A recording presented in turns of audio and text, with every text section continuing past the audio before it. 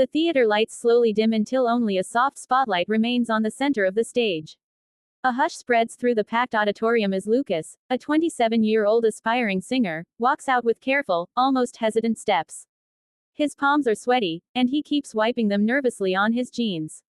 It's his first time performing for such a huge crowd, hundreds of faces waiting, watching, expecting.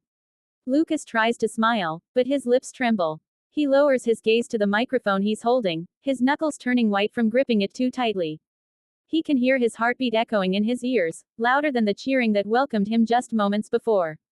Stage fright isn't new to him, but somehow tonight it's stronger, heavier, almost suffocating. For a moment, he thinks of his mother, who used to sit with him late at night as he practiced singing in their tiny kitchen. Music isn't about perfection, she would say, gently touching his cheek. It's about heart. People feel honesty more than high notes. Her voice usually brings him comfort. Tonight, it brings tears to the edge of his eyes. The track for his song begins to play, a soft piano intro that normally grounds him. But the moment he lifts the mic to sing, his throat tightens painfully. He opens his mouth. Nothing comes out. Not even a whisper. A few people shift in their seats.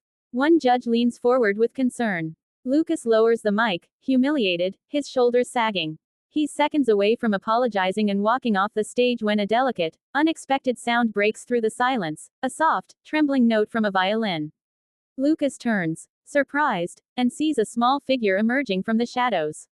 A little girl, holding a violin almost bigger than she is, steps forward. Her eyes meet his, full of warmth and understanding. Something in the room begins to change.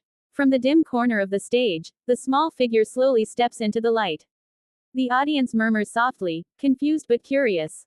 Clara, no older than 8, holds her violin gently against her chest as if it were a fragile treasure. Her simple white dress sways with every careful step, and her tiny shoes tap lightly against the wooden stage. Lucas watches her with disbelief. He doesn't move, afraid that any small gesture might break this delicate moment. Clara lifts her eyes to him, big, warm, and full of unexpected courage. Though she is young, her expression carries a quiet understanding, as if she recognizes his fear and wants to help ease it. The host whispers to the judges, explaining that Clara is a musical prodigy. But what he adds next surprises them. Clara battles selective mutism, a condition that makes speaking incredibly difficult for her. She rarely talks, even to teachers or friends. But when she holds a violin, her silence blooms into music. Clara carefully raises her bow. The spotlight shifts, illuminating her tiny frame. She takes one steady breath, then draws the bow across the strings. A gentle, trembling note fills the room, soft at first, then steadier, warmer, glowing with emotion. The audience immediately falls still again. They can feel the purity of her music, simple yet brave. Lucas feels his heartbeat begin to slow. It's as if her first note reaches inside him, calming the storm he's been drowning in. Clara glances at him again, giving the faintest smile, a silent message, "You're not alone." Her melody continues, growing fuller, wrapping around the room like a warm embrace. The judges exchange astonished looks. The audience is entranced. And in that fragile, tender moment, hope quietly returns to Lucas's trembling heart. Clara's soft melody continues to float through the theater, each note delicate but filled with heartfelt intention. Lucas stands frozen for a few seconds.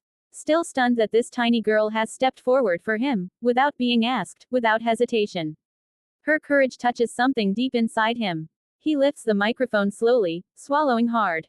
Clara senses it. She nods once, small, subtle, but full of encouragement. That one gesture gives Lucas the strength he thought he had lost. He closes his eyes and lets out the first line of his song. His voice is shaky at first, fragile like a candle flickering in the wind. But Clara immediately adjusts her playing, letting her violin softly cushion each trembling note he releases. It feels as if she is catching his voice before it falls. Lucas gains confidence with every passing second. His voice deepens, warms, opens. Clara follows him instinctively. No rehearsals, no plan, just pure connection. Their music intertwines like two stories meeting in the middle of a single sentence. The judges sit frozen in disbelief.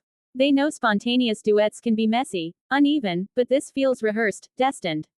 Clara's bow dances gracefully, her whole body moving with the music, while Lucas's voice rises, rich with emotion. Every time he hesitates, she fills the empty space with a gentle swell of strings.